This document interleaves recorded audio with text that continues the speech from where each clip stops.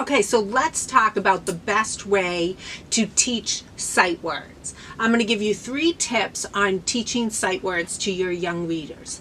Number 1, use graphophonemic analysis. We'll get to that. Number 2, teach them in sentences and not in isolation. And number 3, provide scaffolds that increase fluency and comprehension. So let's go back and go through each of those 3 tips, okay? So whether you call them sight words or trick words or high frequency words, our students are seeing the same words show up in their emergent text time after time after time. And it's our job to make sure that they have a library of words in their knowledge bank that can help them when they see those words. Because if they stop and they struggle, they're going to lose fluency, one of those 5 pillars of reading. And when they lose fluency, they lose comprehension. So we need to make sure that they can do it with automaticity really quickly when they see that word. We don't want them to stop when they see those words. So number 1, graphophonemic analysis. What does that even mean? Basically, it is the recognition that letters have sounds, and when those sounds are together, they make a predictable sound. When you're thinking about teaching them the words, you want to use that graphophonemic analysis. So that basically means is you're going to use the letters in the word to help you understand the words you don't know. So think about the word as. If you have the word as, it's not a huge jump to add an H in front of it, and now you know has. If you know and, we put a D at the end, and now you have and. So what we want to do when we're using that graphophonemic analysis is draw the attention of our students to the chunks of letters that they know. Anytime you're trying to learn something new, it's really beneficial to take what you know and add to it. We don't want to just like throw something completely new at them. Start with what they know and build up. And that's something that we can do when we use the analysis of the letters in those words. So take some time and really look at your list and start to group letters together and teach them together. It makes it a lot easier for our kids to learn the word and at and than the and like that are completely different. You want to start to draw their attention to those pieces of the word that they can identify. It makes it easier. Okay, tip number 2. You want to teach the words in sentences.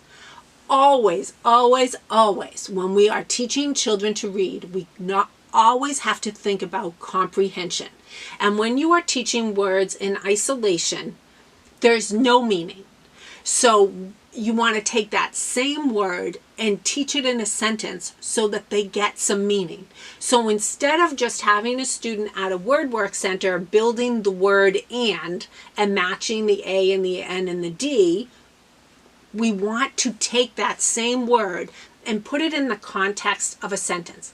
I like pizza and hot dogs. I like dogs and cats.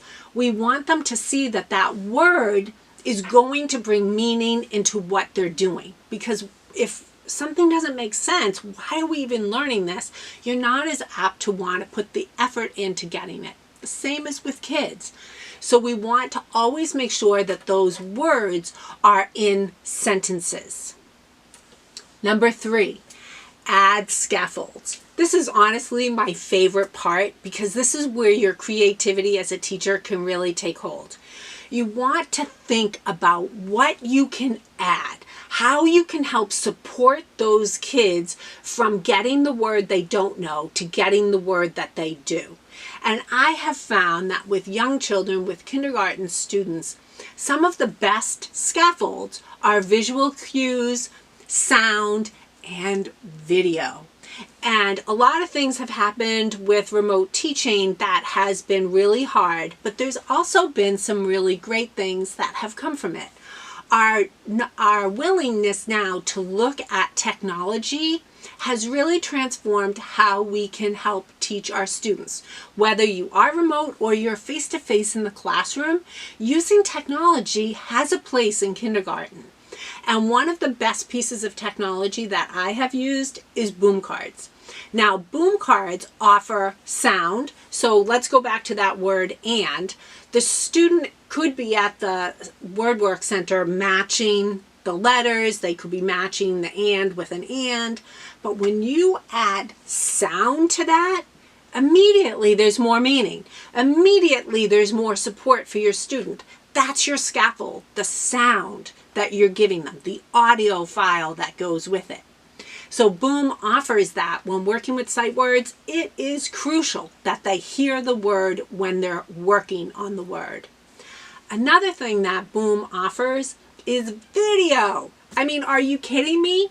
My students didn't even think that they were working because they can watch a video. It gives them that individualized, direct instruction, more support, and it's engaging. Kids love Boom cards so that when they are watching this video, it doesn't feel like they're droning through like flashcards. It's much more engaging for kids. So when you offer that video, that visual video, that's another scaffold that really not only supports their learning, but it also has this backdoor effect that it's engaging.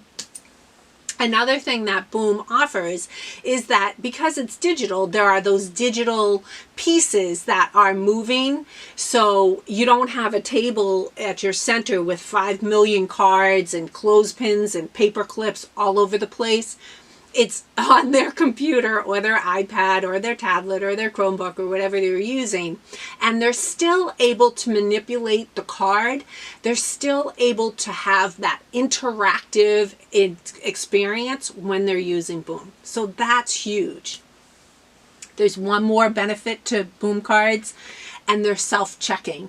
So when you're using Boom cards, they get immediate feedback. If it's incorrect, it stops them and they have to get the correct one. I can't tell you how many times my kids have been at centers and I honestly have no idea if they're actually matching the correct pieces to the correct things because they're at their own center. Boom cards holds them accountable. I know they're actually working, and it self-corrects. So they get that immediate feedback. They're not making the same mistake over and over again.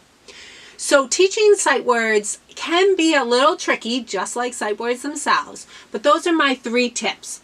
Number 1, use that graphophonemic analysis and group like words together when you're teaching.